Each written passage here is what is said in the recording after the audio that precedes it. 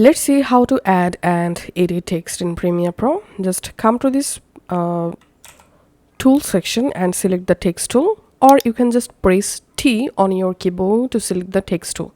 Now click on your video and write here your text.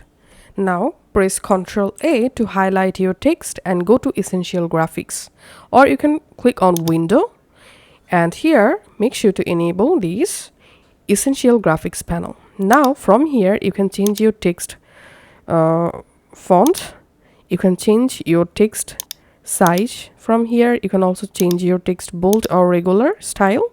You can also align your text here. You can change your text color by clicking on this fill box and select a different color for your text, and then select the selection tool, and by clicking any of this dot you can easily increase your text size. You can also drag to change your text position. That's it.